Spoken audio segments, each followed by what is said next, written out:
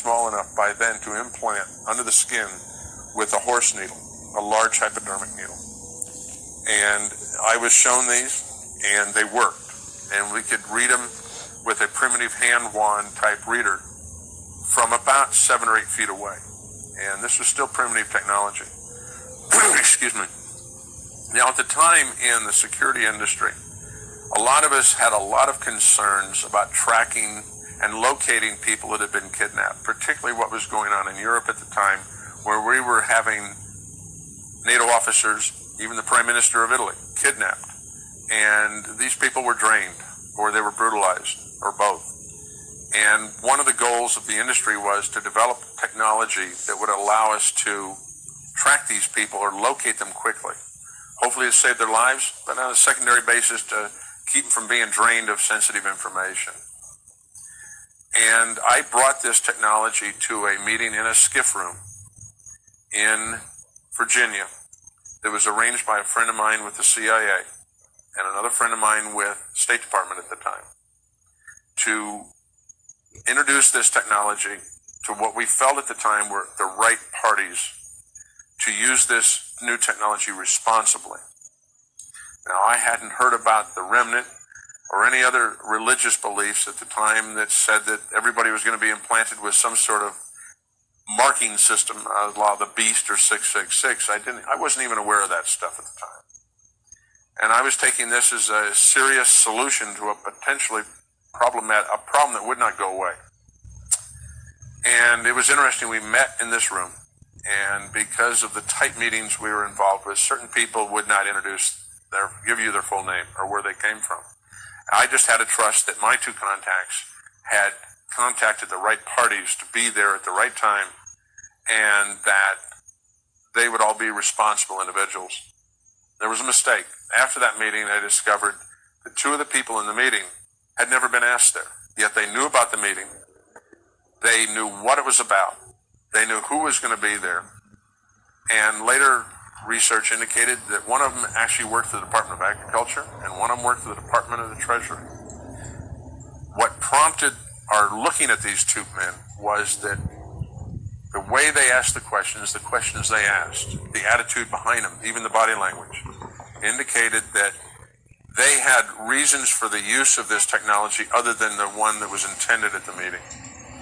In fact, their largest concern was how fast could we make a couple billion of them? And could we each one of those a unique identity number? Now, this particular pill-shaped device, very minute, had a lot of flexibility in its capabilities. It was basically just almost a transponder. You would send a frequency to it, and it would respond back with its unique number, which could not be changed once the chip was made. Yet there were a lot of capabilities that could be added to this chip, such as monitoring temperature, blood pressure, pulse, and even waveforms out of the brain. But that was for research down the road. What was amusing to me a few months ago on a website that likes to collect articles on the unusual is that a lady out east had a chip removed from her body in 1999. They had it blown up on the website. And it was a slight modification of this chip from Denton with some of its enhancements. And it was put in her, she believes, in either 1980 or 1981. What was amusing about this was that this gentleman never had to worry about money again. And he quietly passed on a lot of this technology to somebody we never knew. And this concerned my contacts in Washington because it never went anywhere with them. Somebody else took it and ran with it, and we never knew who it was. Now, in 1984, I found another technology by just sniffing the web, sniffing the literature of our industry and a dozen other industries, and I found that there was a professor at the University of New South Wales, where I still have the files on, that had discovered a way to make a microscopic lithium niobate chip. And by accident, he had scratched it. And he had a RF transmitter there. And he had a receiver on by sheer chance, and he found that on a certain frequency, he could send an energy beam to the chip, and it would respond back with a number.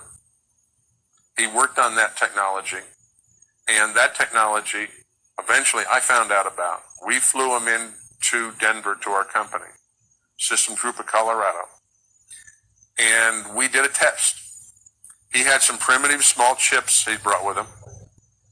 They're totally passive and very small, 32nd of an inch, and only a couple thousandths thick.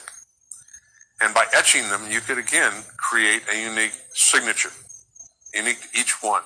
And this one theoretically could, depending on the size of it and the size of the etching, could have a unique number in the billions and billions. In fact, the test we did was amusing in that we set up a transmitter and a receiver based on removing a air grill from our drop ceiling and plugging up our transceiver into that as our antenna. And we were able to read that thing glued to a little piece of cardboard from 100 feet away with a piece of grill out of a drop ceiling, which is a pretty primitive antenna, because we didn't know what frequency it was dealing with, so we had to come up with some kind of instant generic antenna. We were so impressed with the capabilities of this. It would read through thin layers of material, like thin plywood. And we were so impressed that, again, I felt that this was a technology that truly had some value, because we also discovered in some testing that the papers work he had with him, that if we had a microscopic coil antenna with this, that we could read this from a mile away. And his later on analysis, a few weeks later, he got back to me and said that if we had an antenna, a coil antenna 2 inches in diameter with a chip in the middle, and that what the antenna is actually doing is acting as an amplifier to a great extent, and that what sends back out is a harmonic of the original frequency, that his numbers crunching showed that he could read this thing from 120 kilometers in space, and that there were other attributes of this chip that could be tied into it, especially if it was powered in some minute way, and give it a lot more kickapoo juice. Well, again, I took this, and a lot more care this time, to a meeting that we had in Virginia at a subcontractors company that I knew that does a lot of work for the intel community. This time I had the director of security for all of State Department there, and again, a good friend from CIA. Again, we had, at the last minute, people walk in the door with the right credentials, but we didn't know who they were exactly.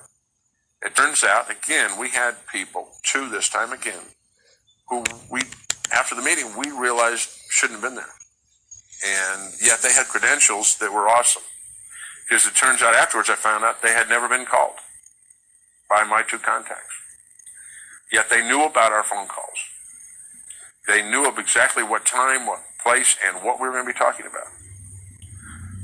And supposedly, my phone calls were made over secure phone lines. What concerned me more about this particular event was that I have in my records again the name at the time of the head of security at State Department. And I got to know him well because I designed the security system, at least a major portion of it, for Main State, or the headquarters in Foggy Bottom in D.C. And so he and I knew each other very well. And that one of the things that Bob wanted to do was, before he retired, he wanted to have his family, particularly his two boys in high school, experience what it was like to live out of the country. So he actually gave himself the job. He demoted himself to head of security for East Africa. And he and his family, shortly after this event, this meeting, moved to Kenya, to Nairobi. And he and I quietly kept in touch through our other contact in Washington, and kept probing who these two men were. We were having a devil of a time finding who they were, who they really were. Because what bothered me was that the professor all of a sudden got a giant grant. The technology was transferred. He never had to work again the rest of his life. And a friend of mine in San Francisco, who I had quietly told about this technology, because he was involved with other aspects of national security and tracking people, he got a project to do a physical security system, access control, cameras, intrusion monitoring, everything, the works, for a little company in Silicon Valley. And he said it was eerie to him, but what they were making there looked eerily like what I described to him. He built the security system in this modern fab, building billions of these little chips. He wound up a year later being asked if he'd want to buy the security system back. They were shutting the factory down after they'd made billions and billions of these little chips. And it was a division of a rather major European electronics firm that had the plant, Siemens. And what concerned me was that they had built these chips, and who knows what happened to them. And they built them in the billions in volume, because they're so small that you can take a 6-inch wafer and make hundreds of thousands of them on a wafer. And they disappeared somewhere.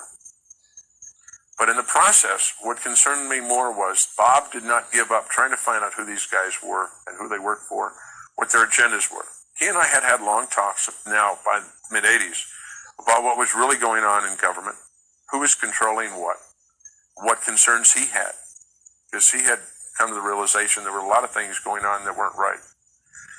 And he had supposedly made some contacts to find out more of what was going on. And he had contacted our mutual friend at CIA, another long-term contractor, been involved since World War II, in the very founding of the CIA, who got in touch with me and said, Bob's got something hot, and when he's back in the country again on business, we're going to get a meeting. A few days later, Bob was on his way to work just after dropping the 2 boys off at a private high school, I believe, in Nairobi. He was on the way to the embassy. And he was broadsided at a stoplight at 60 miles an hour by a reinforced Land Rover.